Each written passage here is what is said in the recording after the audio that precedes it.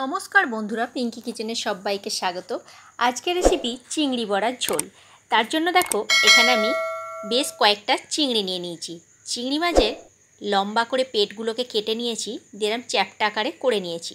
ছোট চিংড়ি থাকলে ভালো হতো, আমার এখানে যেহেতু একটু বড় চিংড়িটা ছিল, বড় চিংড়িটা দিয়ে আমি করে দেখাবো। দেখো চিংড়িগুলো সুন্দরভাবে কেটে নিয়েছি, নিয়ে এবার চিংড়ির গায়েতে নুন আর হলুদ মাখিয়ে 5 মিনিট মতো রেখে দিচ্ছি। আর একদিকে আগের দিন রাতে আমি মুসুর ডালকে ভিজিয়ে রেখেছিলাম। মুসুর ডালটা খুব ভালোভাবে ভিজে গেছে। এবারে আমি একটা কাঁচা লঙ্কা দিয়ে মুসুর ডালটাকে শিলের মধ্যে বেটে নিচ্ছি। মুসুর ডালটা বাটা হয়ে গেছে। এবার মুসুর ডালের মধ্যে দিয়ে দিলাম স্বাদ মতো নুন আর সামান্য একটু হলুদের গুঁড়ো। হলুদ আর নুনটা দিয়ে খুব ভালো করে ডালটাকে কিন্তু ফেটিয়ে নিতে হবে। আর একদিকে আমি ফ্রাইং প্যান বসিয়ে দিয়েছি।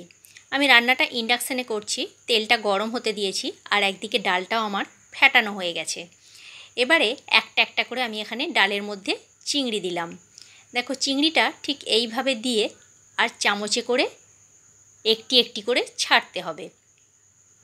আমি যেভাবে বড়াগুলো ভাজছি, চিংড়িটা চ্যাপ্টা আকারের করা রয়েছে, চ্যাপ্টাটা ঠিক করে দিয়ে চামচের মধ্যে নিয়ে এইভাবে বড়াগুলোকে ভেজে নিতে হবে। দেখো কয়েকটা বড়া আমি তেলের মধ্যে দিয়ে দিয়েছি।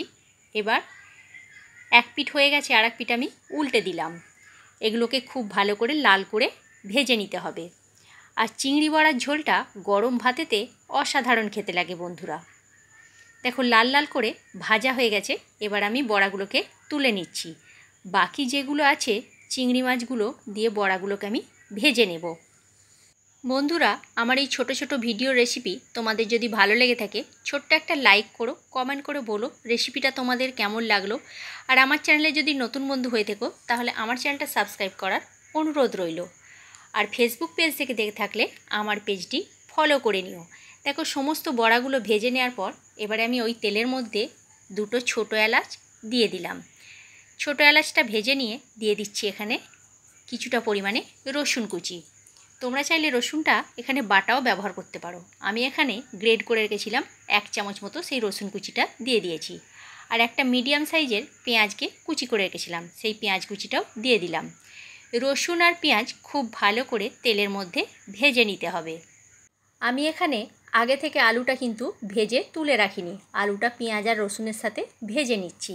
আর আলুগুলো লম্বা লম্বা আকারে কেটেছি। তোমরা যদি আলু পছন্দ না করো, আলুটা নাও দিতে পারো, কিন্তু আলুটা দিলে খেতে বেশ ভালো লাগবে। আলুটা দিয়ে ভেজে নেওয়ার পর দিয়ে দিচ্ছি একটা টমেটো কুচি। টমেটোগুলো আমি লম্বা আকারে কেটেছি। এবারে সব কিছুকে আমি একসাথে 3 থেকে 4 মিনিটের জন্য নাড়াচাড়া করে ভেজে নিলাম, একদম মিডিয়াম হিটে। ভেজে নেওয়ার পর এবারে এক এক করে মশলাগুলো দিয়ে দিচ্ছি।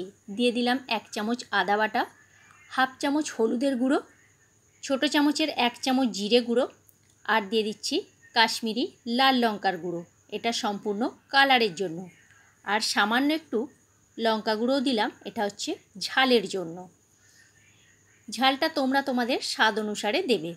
দিয়ে দিলাম স্বাদ মতো নুন, আর দিয়ে দিলাম সামান্য পরিমাণে একটু চিনি। চিনিটা দিলে স্বাদের ব্যালেন্সটা ঠিকঠাক থাকে, সেই জন্য চিনিটা দিলাম। এবারে সামান্য একটু জল দিয়ে মশলাকে খুব ভালো করে কষিয়ে নিতে হবে, যাতে করে মশলার কাঁচা গন্ধটা চলে যায়। 2 থেকে 3 মিনিটের জন্য মশলাকে আলুর সাথে কষিয়ে নিচ্ছি। দেখো মশলাটা কষানো হয়ে গেছে, মশলার কালারটাও সম্পূর্ণ চেঞ্জ হয়ে গেছে, আর মশলার গা থেকে তেল ছেড়ে বেরিয়েও গেছে। এবারে এই পর্যায়ে আমি দিয়ে দেব বেশ কিছুটা পরিমাণে জল। জলটা দিয়ে খুব ভালো করে মিশিয়ে নিলাম। এবারে একটা ঢাকনা দিয়ে ঢেকে দিচ্ছি মিনিট 7 জন্য, আলুগুলো যাতে সিদ্ধ হয়ে যায়। মিনিট 7 পর আমি আবারও ফিরে আসছি, ঢাকনাটা আবার খুলে দেব। দেখো ঝোলটা অনেকটা কমে গেছে। এবারে দেখব আলুটা সিদ্ধ হয়েছে নাকি। আর যেটা ঢাকনা দেওয়া ছিল, ঢাকনাটাতে অনেকটা মশলা লেগে গিয়েছিল, সেই জন্য ঢাকনাটা ধুয়ে সামান্য পরিমাণে একটু জল দিয়ে দিলাম। আলুগুলো দেখো খুব ভালোভাবে সিদ্ধ হয়ে গেছে, ঝোল ফুটে উঠেছে। এবারে এই পর্যায়ে দিয়ে দিচ্ছি চিংড়ির বড়াগুলো। বড়াগুলো দিয়ে 2 মিনিট ফুটিয়ে নিতে হবে, বেশিক্ষণ কিন্তু ফোটানো চলবে না। আর ঝোলটা একটু ঝোল ঝোল রাখতে হবে, বড়াগুলো দিলে না হলে টেনে যাবে। টান টান হয়ে গেলে তরকারি খেতে ভালো লাগবে না। এটা একটু ঝোল ঝোল থাকলেই খেতে বেশ ভালো লাগবে। 2 মিনিটের মতো আমার ফোটানো হয়ে গেছে। এবারে এই পর্যায়ে দিয়ে দিচ্ছি ওপর থেকে ছোটো চামচের 1 চামচ মতো গরম মশলার গুঁড়ো, আর দিয়ে দিচ্ছি বেশ কিছুটা পরিমাণে ধনেপাতা কুচি।